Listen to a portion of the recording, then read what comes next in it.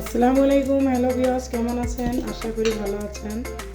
আমিও আপনাদের ভালো আছি, আলহামদুলিল্লাহ।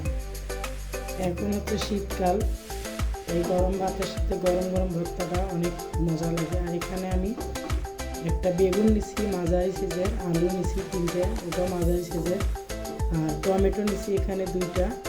এখন এগুলো আমি একত্রে সিদ্ধ করে ভর্তা করব। কীভাবে একত্রে সিদ্ধ করে ভর্তা করতে হয় এই রেসিপিটা আপনাদের সাথে আমি আজকে শেয়ার করব।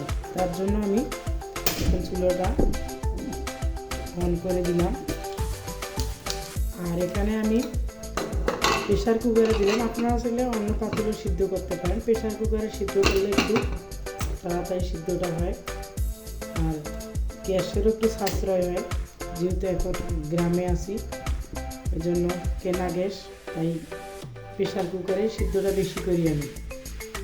আপনারা চাইলে পাতিলেও সিদ্ধ করতে পারবেন, তবে সিদ্ধটা খুব মোলায়েম হতে হবে। আর এটা গনে গনে আমি 4 থেকে 5টা সিটি দিব, তারপরে এটা আমি নামিয়ে পানি ঝরে রাখবো। তারপর ভর্তা কীভাবে করতে হয় এটা আপনাদের সাথে আমি শেয়ার করবো, আপনারা আমার সঙ্গে থাকুন। আলু, বেগুন, টমেটো আমি একসঙ্গে সিদ্ধ করছি, দেখেন অনেক মোলায়েমভাবে সিদ্ধ হয়ে গেছে। এখন আমি এটা ছাঁকনির সাহায্যে ছেঁকে নিব।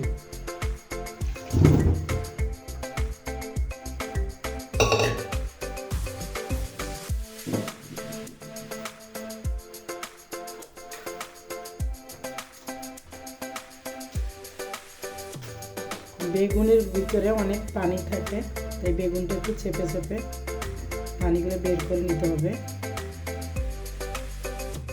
নতুন আলু, নতুন বেগুন, নতুন টমেটো, নতুন বসর, আজকে আমি ভর্তার রেসিপিটা শেয়ার করতেছি আপনাদের সাথে।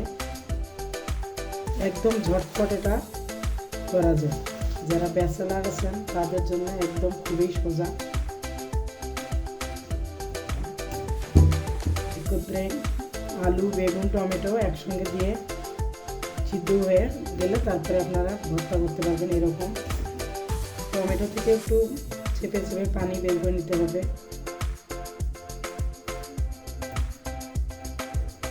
দেখেন এইভাবে আমি পানিগুলা সব বের করে নিলাম চেপে চেপে।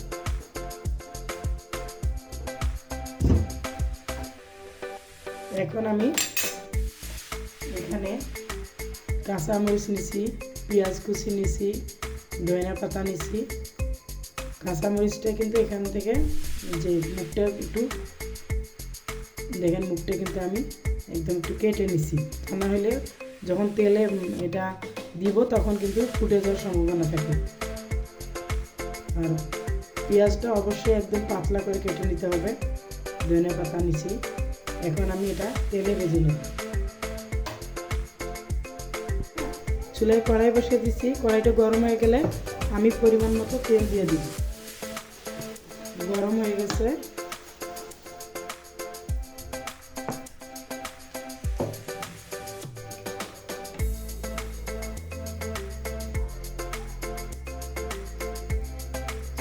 মরিচ তেলে ভাজতে গেলে বেশি তেল লাগে না, সামান্য পরিমাণ তেল দিলেই হয়। সাবধানে দিতে হবে, যেহেতু মরিচটা আমি কাঁচামরিচ ধুয়ে নিয়েছি তাই জন্য পানি রয়ে গেছে।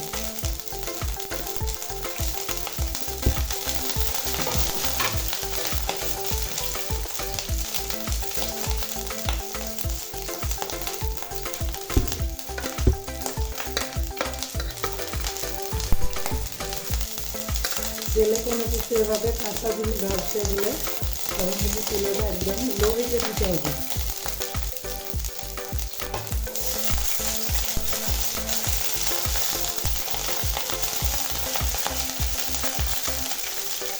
পানি রয়ে গেছে, খুব সাবধানে নাড়াচাড়া করতে হবে।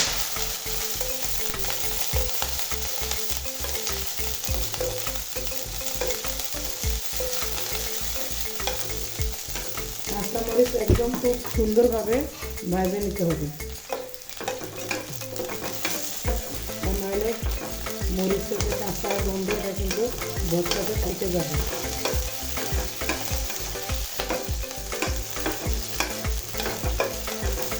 আমি ভর্তাটা করার সময় ভিডিওটা একটু স্কিপ করবে না, ভিডিওটা আজকে আপনাদের সাথে আমি শেয়ার করবো।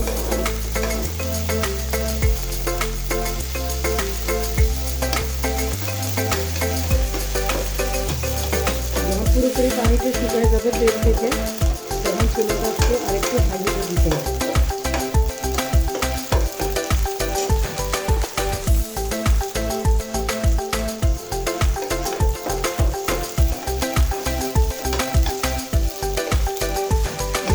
উপরের চামড়াগুলো দেখে মনে হচ্ছে মরিচটা একদম ভাজা হয়ে গেছে, কিন্তু ভাজা এখনো হয়নি, আর একটু টাইম লাগবে।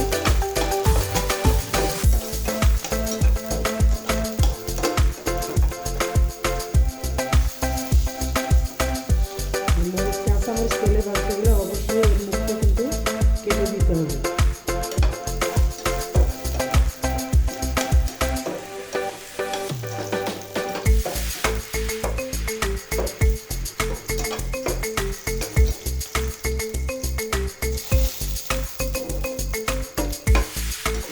এখন ভাজা হয়ে গেছে।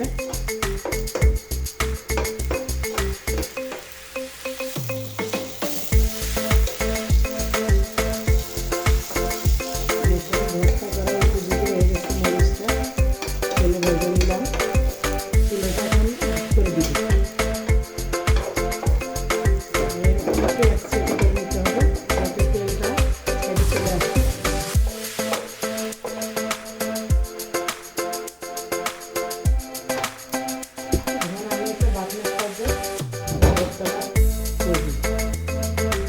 ভর্তাটা করবো এরকম একটা বাটনার সাহায্যে।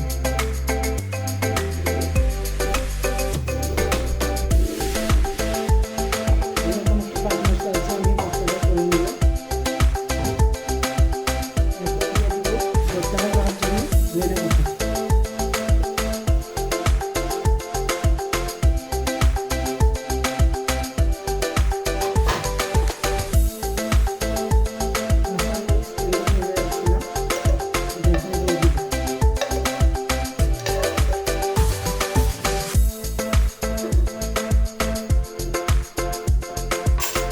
লবণ দিব আমি আমার পরিমাণ মতো, আপনারা আপনাদের পরিমাণ মতো দিবেন।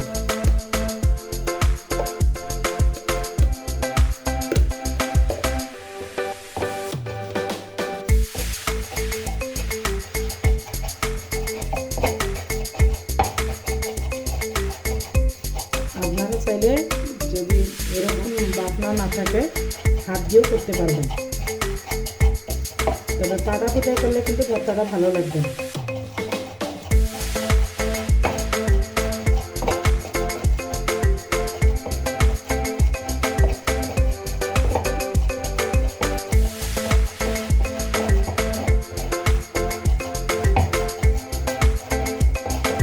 দেখেন ভর্তাটা একদম মিহি হয়ে গেছে, কাঁচামরিচের ঝালটাও হয়ে গেছে, এটা সমস্যা নাই।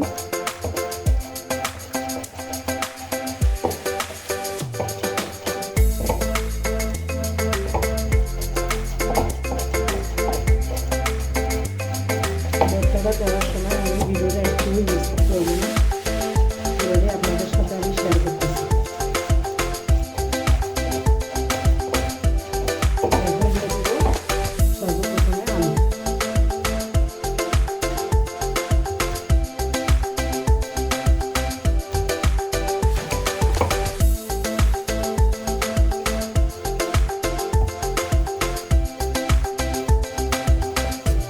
আগে আলুটা এরকম করে কাটতে হবে, তারপরে বেগুন দিতে হবে। বেগুন দিলে দেওয়ার পরে কিন্তু আলু দেওয়া যাবে না, আলু কিন্তু গলবে না, ওভাবেই থেকে যাবে, তখন ভালো লাগবে না।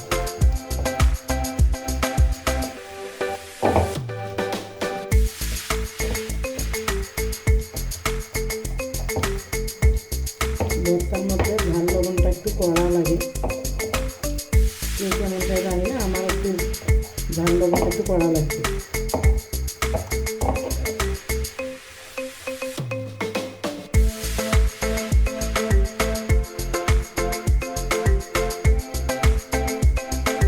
বেগুনটা যখন আপনারা দিবেন তখন এইভাবে হালকা একটু দিলেও হয়ে যাবে।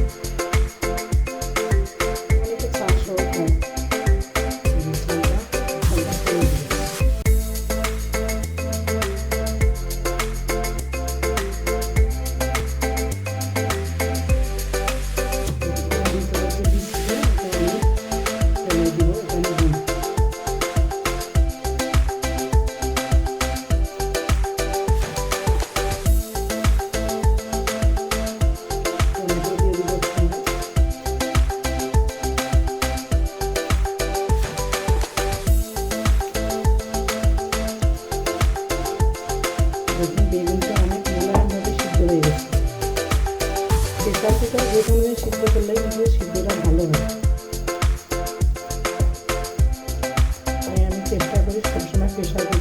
ধরো ঠিক।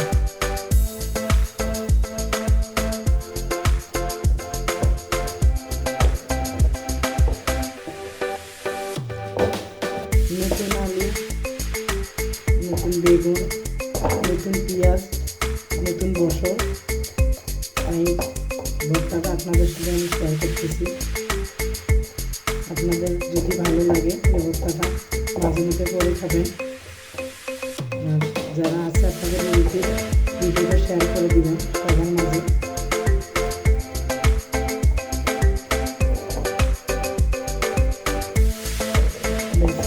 হয়ে গেছে আমার ভর্তা। এখন আমি পেঁয়াজ দিয়ে দিব। অনেকে কাঁচা পেঁয়াজ খান, আপনার পেঁয়াজটা একটু ভেজে নিতে পারেন, কাঁচা পেঁয়াজ দিয়ে দিব।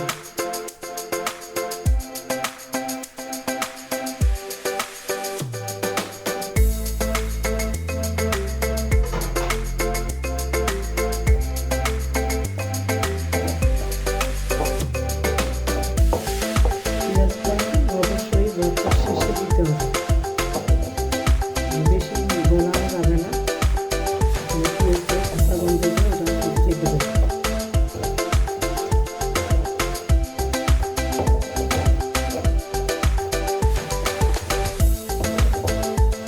বেশ হয়ে গেছে। এখন দিব আমি সরিষার তেল।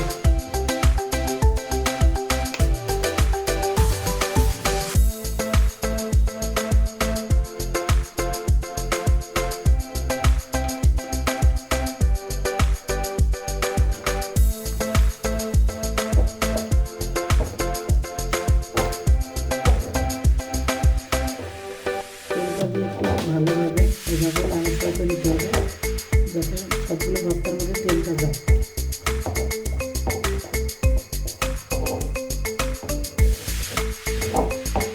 হয়ে গেছে। এখন আমি এটা বাটিতে উঠে নিব।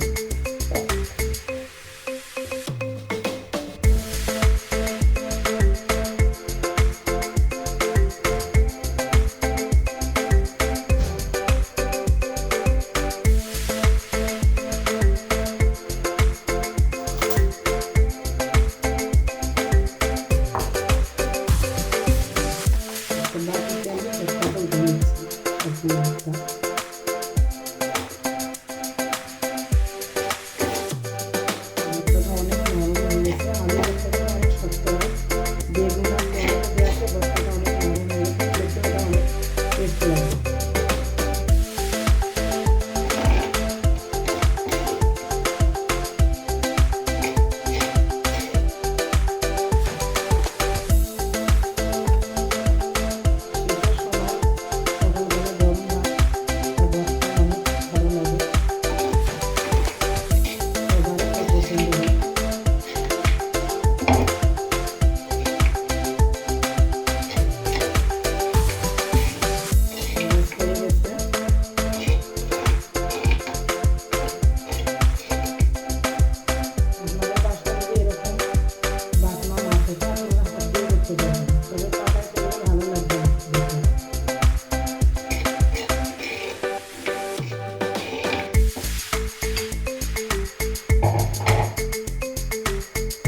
আমি যেভাবে করলাম আপনারা বাসায় ওভাবে তৈরি করে খাবেন, দেখবেন অনেক ভালো লাগবে। আর ভালো লাগলে আমার চ্যানেলটা সাবস্ক্রাইব করবেন আর পেজটাকে ফলো দিবেন। ভালো থাকবেন। আল্লাহ হাফিজ।